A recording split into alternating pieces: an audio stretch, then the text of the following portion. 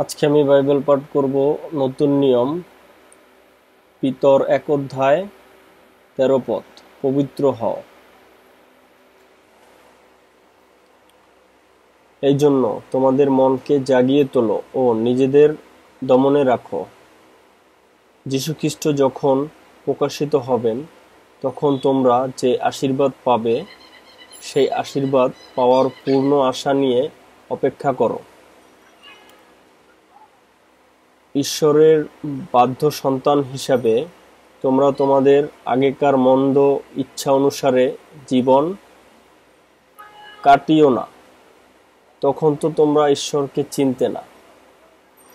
তার চেয়ে বরং যিনি তোমাদের ডেকেছেন তিনি যেমন পবিত্র, তোমরাও তোমাদের সমস্ত চালচলনে ঠিক তেমনি পবিত্র হও।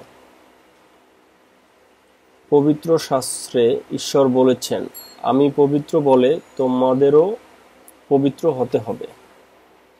পিতা ঈশ্বর প্রত্যেক মানুষের কাজ অনুসারে তার বিচার করেন, কারো মুখের দিকে চেয়ে তা করেন না। এই জন্য তাকে যদি তোমরা পিতা বলে ডাকো, তবে এই পৃথিবীতে যতদিন বিদেশী হিসাবে আছো ততদিন তার প্রতি ভক্তিপূর্ণ ভয়ে তোমাদের জীবন কাটাও। তোমরা জানো, জীবন পথে চলার জন্য তোমাদের পূর্বপুরুষদের কাছ থেকে পাওয়া বাজে আদর্শ থেকে সোনা বা রূপোর মতো ক্ষয় হয়ে যাওয়া কোনো জিনিস দিয়ে তোমাদের মুক্ত করা হয়নি। তোমাদের মুক্ত করা হয়েছে নির্দোষ ও নিখুঁত মেষ শিশু যীশু খ্রিস্টের অমূল্য রক্ত দিয়ে। জগৎ সৃষ্টির আগেই ঈশ্বর এর জন্য তাকে ঠিক করে রেখেছিলেন, কিন্তু এই শেষ সময়ে তোমাদের জন্যই তিনি প্রকাশিত হয়েছেন। ঈশ্বর তাকে মৃত্যু থেকে জীবিত করে তুলে মহিমা দান করেছেন এবং তারই মধ্য দিয়ে তোমরা ঈশ্বরের উপর বিশ্বাস করেছ। আর সেই জন্য তোমাদের বিশ্বাস ও আশা ঈশ্বরের উপর আছে। এখন সত্যকে মেনে নিয়ে তোমরা তোমাদের অন্তরকে শুচি করেছ। আর সেই জন্য বিশ্বাসী ভাইয়েরা তোমাদের কাছে এত প্রিয়। তাই বলি, তোমরা একে অন্যকে অন্তর দিয়ে গভীরভাবে ভালোবেসো। যে বীজ ধ্বংস হয়ে যায় এমন কোনো বীজ থেকে তোমাদের নতুন জন্ম হয়নি, বরং যে বীজ কখনো ধ্বংস হয় না তা থেকেই তোমাদের জন্ম হয়েছে। সেই বীজ হলো ঈশ্বরের জীবন্ত ও চিরস্থায়ী বাক্য।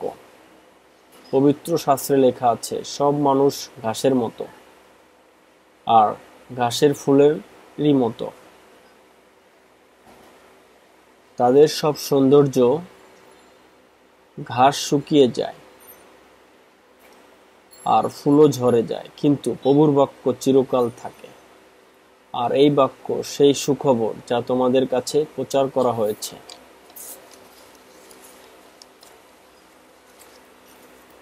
এই জন্য অন্যদের ক্ষতি করবার সব রকম ইচ্ছা, সব রকম ছলনা, ভণ্ডামি, হিংসা, সব রকম নিন্দার কথাবার্তা তোমাদের অন্তর থেকে দূর করে দাও। এইমাত্র জন্মেছে এমন শিশুর মতো তোমাদের আত্মিক বৃদ্ধির জন্য খাঁটি দুধ পেতে তোমরা আগ্রহী হও, যেন তার দ্বারা বেড়ে উঠতে উঠতে তোমরা ঈশ্বরের পূর্ণতার দিকে এগিয়ে যেতে পারো।